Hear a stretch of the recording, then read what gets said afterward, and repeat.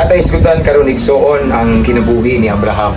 Atong pamalandungan kung unsa gyud ang pagkatao ang kinabuhi ni Abraham samtang dili pa siya sa kalibutan. So, na ako'y basahon diri mga igsuon sa Genesis 15. Okay. Genesis Kapitulo 15, versikulo 6. Nag-ingon diri ang pulong sa Ginoo. Nituo si Abraham or Abram pa siya sa Ginoo ug tungod niini giisip siyang matarong sa Ginoo. So gi-declare diri igsuon kay nagisgot man ta ang atong isgutan karon si Abrahaman alagad sa Ginoo. Mingon diri ang Genesis 15:6 nga nituo si Abraham sa Ginoo ug tungod niini giisip siyang matarong sa Ginoo. So si Abraham diay mga igsoon usa siya ka ebidensya sa tao nga matarong, no? Kay una kay nituo siya sa Ginoo, no? Isugo sa Ginoo si Abraham. Taga-instruction and then si Abraham wala mi supak mi sunod. So mao din ay example igsoon. Ang usa ka tawo gi-declare siya nga matarong sa mga mata sa Dios. Kung naay isugo ang Ginoo nato, nya mosunod ta. Mao ni si Abraham nahimong matarong, no? Gitawag gi-declare siya nga matarong, siya nga alagad sa Ginoo. Kay nga naman siya nang gisugo siya sa Ginoo, mintuman man siya, no? Wa siya mong balibad, wala siya mingingon pod nga unya ra, wa siya mong unya ra Ginoo kay magtugway pa ko sa ako ang mga kahayupan kay daghan kahayupan si Abraham. No, wala kundili si Abraham ming biya gyud sa haran sa kung unsa instruction sa Lord ni Abraham igsoon iyang gihimo. Mao na nga gi-declare siya nga si Abraham usa ka matarong nga alagad sa Ginoo kay ning sunod siya. Unya na pa gyud mga igsoon kay bawa na mo ani. Atong modritso ta sa Genesis 22:12. Nagingon ri, ayaw unsa ang bata mingon ng anghel. Nasayod na ako nga andam kagayod sa pagsugot sa Dios. Kay wala mo man ihikaw kanako ang imong bugtong anak. Naapoy bugat-bugat, no? Katong gisugo sa nga ipahalad ang iyang bugtong anak kasi sa akikson wala niya gihikaw, no? Iyan ang tatong ginusyak yang anak ihawo na. Nganingon ng anghel nga ayaw ilahos, no? Siya gingon re, nasayod na ako nga andam kagayod pagsugot sa Dios. So, in other words, usa sa nakapahimong matarong ni Abraham kay misugot siya sa sugo sa Ginoo. Amen? No, misugot siya, no, mituman siya sa sugo sa Ginoo bisag sakit kayo. Imagine anak niya nga bugtong ipahalad, ihawon. Pero si Abraham igsoon ning sugot bisag unsay isugo sa Ginoo ning sugot siya mao na nga si Abraham gideklarar niya matarong. Kabalo mo mong igsoon nga pagkamatay ni Abraham tuwa siya sa dapit nga yahay dahil ebidensya mga igsoon. Nagaingon diri ang Lucas 16:22.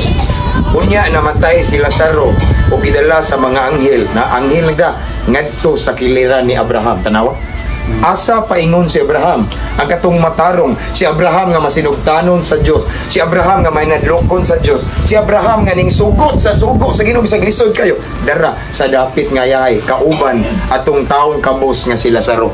Si Abraham igsoon gihisgutan sa New Testament sa Lucas, no? Niingon rin unya namatay si Lazaro, mao ni si Lazaro ang taong kabos ni, no? To pobre unya namatay siya kay ang tao mga matay man gyud. So dito daw siya sa sabakan ni Abraham, no, sa dapit nga yahay. Di pa man ni final judgment, pero mao ni ang dapit nga waiting na siya padung sa langit. Naibawaan na yung destinasyon igsoon kaasa padung si Abraham. Naa siya sa dapit nga yahay. Ang dato namatay usab og gilubong. Maura og nag-antos pag-ayo dito sa Hades, no. So lahi ang kahimtang ni Abraham og sa ni Lazaro nga tawo nga kabos. Ug sa dato nga kuripot, dato nga ngilaan ug batasan, dato nga hakog. Pastor, ngano makaingon man ka nga hakog tong datuan, ngano man bisan lang pagtunol ni Lazaro usa ka kutsara, wala.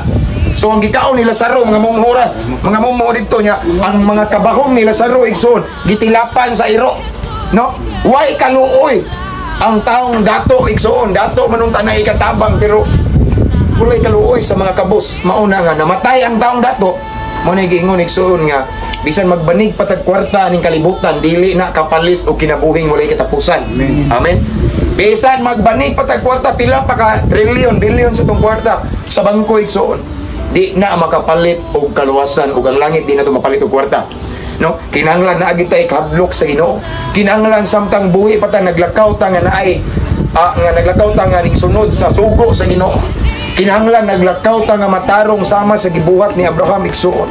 Kay nag-ingon ang Hebrews 9:27 gikatakda gyud nga ang mga tao mga matay gyud ang tanan, no? Wala gyud gitawag og immortal, wala, mga matay gyud ang tanan, and after that judgment wala giingon sa Biblia nga iniguman sa kamatayon napay waiting ka dito kay desisyonan ka, no? Iniguman sa kamatayon desisyon na napareha sa nitabo ni Lazaro ug sa taong dato, no? Kaya ang tanaw na to dire napabay hangyo ang taong dato sa 24, Lucas 16:24, busa misinggit siya ngadto kang Abraham amahan, kaluyin taon ako gipadala si Lazaro dire aron itudlo ang iyang tudlo sa tubig upabugnawan ang akong dila kay nagantos ako pag-ayo sa kainit nining kalayo. Apan si Abraham itubag anak hinumdumi nga sa didto ka pa sa kalibutan na bla bla bla na igsoon sa didto pa ka sa kalibutan, so naay chance na maluwas ang tao kanang buhi pa sa kalibutan. Pero kung mamatay na ang tao bisan pagbundakan nimo usa ka milyon para malangit, wala nang gihapon na igsoon. Amen. Mao ni nga luoy kayo, mao ni maigsoon nga atong makuha pagtulunan sa kinabuhi ni Abraham samtang napas sa kalibutan, nahimo siyang naglakaw siya sa kabubuton sa Ginoo, naglakaw siya isip matarong, naglakaw siya sa kamatuoran, mao na hinungdan nga sadyang namatay siya tingadto siya sa dapit nga hayahay kauban sa mga anghel. Unya dito niabot dito si kuan igsoon si Lazaro ang taong kabos igsoon, no? So naadyo ay kinabuhi iniguman sa kamatayon. Amen. Iniguman sa kamatayon, magsugod ang tinuod nga kinabuhi. Magsugod ang hayahay or kasakit. Kabalo naman tayo, so kung asa yung ganahan na to. Unsam na rason nga nangalagad ta sa Ginoo. Unsam na rason nga ning simba ta. Watay lahing goal kung dili aron makaadto ta sa langit igsoon. Mao na igsoon nga samtang napatay kinabuhi karon, isip pagdasig sa matag usa. Padayon kita nga mga lagad sa Ginoo, taliwala sa dagang pagsulay. Unos kapila pa ta madagma igsoon, nag-ingon ng balaang kasulatan igsoon sa panultihon. Ang taong matarong kapito pa na siya madagma igsoon, mubalik yun na siya bangon. Ingana ta kay sama ni Abraham igsoon nga usa ka gideklarar nga matarong igsoon, ingana sa tanong matarong ta, dili mo pasabot nga perpekto ta. Nadyo'y mga time nga masipya ta, mapakyas ta. Ako na nakanindot kay bawtas ka matuuran, mubangon rin ta kay available kanunay ang grasya o gugma sa Ginoo naman buhi pa man ta samtang napay gininhawa napay kinabuhi igsoon nay paglaom. Pareha dito sa prisuhan ganina ning wali ko kadiyot akong istoryahan to mga piniriso kay nay mga napriso mga batko dito na nasod na naisod ang duha ka silda. Ako nilang giingnan nga ay lang mo pagkawag paglaom kay namay napriso dito nga estudyante ba, sayang kayo estudyante sa dili na ko isulti og asa na school di sa Clarin College niya i-drop niya yung subject kay nadakpan siya armas, no? Na dito nagtingkag goals prisuhan brad nako. Ako sa gignan sa dilam brad nay katuyuan ng Ginoo unya. Ayaw pagpagawag paglaom, ang importante buhi mo. Buhi mo nga naa sulod sa silda kay samtang napay kinabuhi nay paglaom. Amen. So ingana sa nakita usay so nay time nga madagma ta kay di man kita perpekto. Masipyat kita kay tao ra man ta, no? Labi na nay mga time nga stress kay ta, di kalikayan masipyat ta mga igsoon. Pero mao lagi na ang nakanindot kay kabalo na tas kamatuoran, kabalo na punta kung asa ta padung, kabalo na punta kisay atong duolon, mangayo tag pasaylo o pasayloon ta sa Ginoo. As long as napatay gininhawa napay kinabuhi, every day is a chance igsoon na ay paglaom, no? Sama sa kinabuhi ni Abraham. Samtang diri siya sa kalibutan, dagag sugo ang Ginoo niya. Every instruction nga gihatag ni Lord niya, sige po sunod. Sige sunod.